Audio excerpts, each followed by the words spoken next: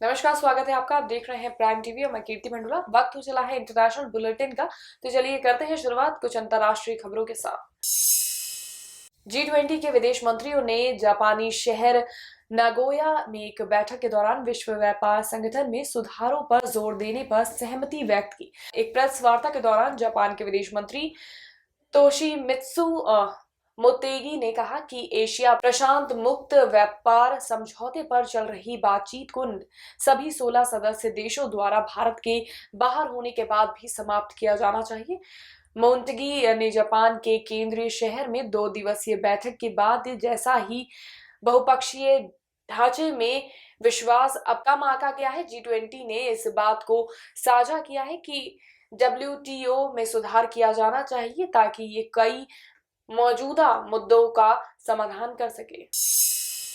अमेरिकी राष्ट्रपति चुनाव 2020 के संभावित डेमोक्रेटिक उम्मीदवार माइकल ब्लूमबर्ग ने अपने प्रचार अभियान के लिए अगले हफ्ते $3.1 करोड़ के टीवी विज्ञापनों की डील की है। Ad tracking firm advising analyst के मुताबिक ये किसी उम्मीदवार द्वारा अब तक का सबसे बड़ा साप्ताहिक टीवी विज्ञापन खर्च है। ब्लूमबर्ग ने से पहले ये रिकॉर्ड पूर्व राष्ट्रपति बराक ओबामा ने के नाम था। उन्होंने 2012 में चुनाव प्रचार के आखिरी चरण में एक हफ्ते में $2.5 करोड़ खर्च किए थे।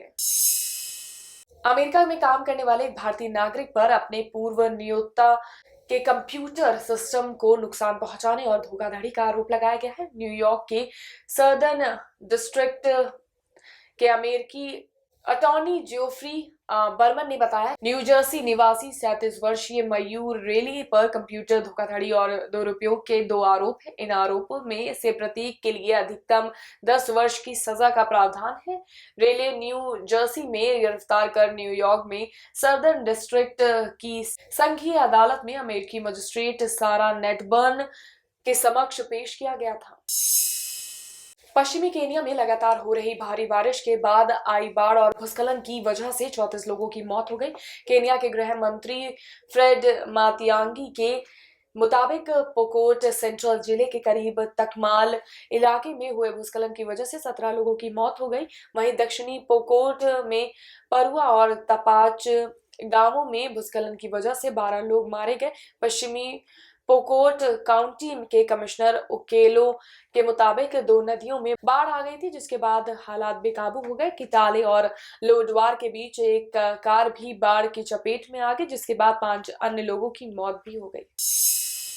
प्रधानमंत्री इमरान खान ने कहा कि पाकिस्तान में महंगाई के ताजा हालात पिछली सरकारों की गलत आर्थिक नीतियों की वजह से है। नकदी संकट से जूझ रहा देश जल्द ही इस समस्या से उबर जाएगा। पंजाब प्रांत में अपने गृहनगर मियांवाली में एक जनसभा को संबोधित करते हुए खान ने कहा कि उनकी सरकार को कम विदेशी मुद्रा भंडार, वित्तीय और चालू खाता घाटा सहित तमाम आर्थिक समस्याएं विरासत में मिली है। उन्होंने कहा कि अगस्त 2018 में जब तहरीक ए इंसाफ की सरकार सत्ता में आई तब पाकिस्तान की अर्थव्यवस्था खराब हालत में थी। अमेरिका के राष्ट्रपति डोनाल्ड ट्रंप ने दावा किया है कि वो ना कहते हो तो चीनी सैनिक 14 मिनट में हांगकांग का नामो निशान मिटा देते। अमेरिकी राष्ट्रपति ने फॉक्स न्यूज को दिए एक इंटरव्यू में कहा कि चीन के राष्ट्रपति शी जिनपिंग ने उनके कहने पर ही हांगकांग में चल रहे लोकतंत्र समर्थक प्रदर्शनकारियों के खिलाफ सेना नहीं भेजी। उन्होंने कहा अगर मैं ऐसा ना करता तो 14 मिनट में हांगकांग का नामो निशान मिट जाता। साथ ही उन्होंने कहा चीन ने हांगकांग के बाहर लाखों सैनिक तैनात कर रखे हैं, वो अंदर नहीं जा रहे हैं क्योंकि मैंने उससे कहा है कि ऐसा ना करें। ऐसा करना आपकी बड़ी भूल होगी। इससे व्यापार सौदे पर बेहद नकारात्मक प्रभाव पड़ेगा। चिली में हिंसक अशांति में शुक्रवार को मरने वालों की संख्या बढ़कर 23 हो गई। देश में सामाजिक अशांति का ये 5वां सप्ताह है। दक्षिणी अमेरिका देश के सभी शहरों में लूटपाट का प्रदर्शन हो रहा है। चिली में नए संविधान का मसौदा तैयार करने को लेकर राजनीतिक खाके पर समझौते के बावजूद ना तो लोगों की नाराजगी कम हुई है और ना ही रक्तपात में कमी आई है। सामाजिक एवं आर्थिक असमानता तथा देश के गिने चुने रईस परिवारों में राजनीतिक कुलीन वर्गों के विरोध में चिली में 18 अक्टूबर से प्रदर्शन हो रहे हैं। 3 दशक के चिली के लोकतंत्र में ये सबसे भीषण संकट है। प्रदर्शनों में करीब 2000 लोग घायल हुए हैं। इनमें 280 वैसे लोग भी शामिल हैं जिन्होंने पेलेट गन की चपेट में आने से अपनी आंखें गंवाई हैं। इंग्लैंड में कैम्ब्रिज यूनिवर्सिटी की डाइनिंग हॉल में लगी 17वीं शताब्दी की पेंटिंग हटा दी गई। उसे फिट्जविलियम म्यूजियम में गुरुवार को शिफ्ट किया गया है। इस पेंटिंग में मछली, मुर्गियों और हिरण को एक दुकान पर बिकता हुआ दिखाया गया है, जहां एक दुकानदार बैठा है। उसके आसपास कुत्ते उन्हें खाते दिखाई दे रहे हैं।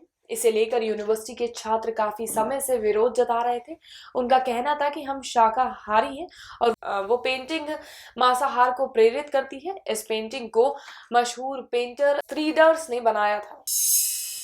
अमेरिकी सांसद ने संसद के अपने साथियों से आतंकवाद के खिलाफ भारत की लड़ाई में सहयोग की अपील करते हुए कहा कि इस्लामी आतंकवादी पूरे जम्मू कश्मीर और भारत में अन्य जगहों पर लगातार खतरा पैदा कर रहे हैं और आतंकवाद फैला रहे हैं।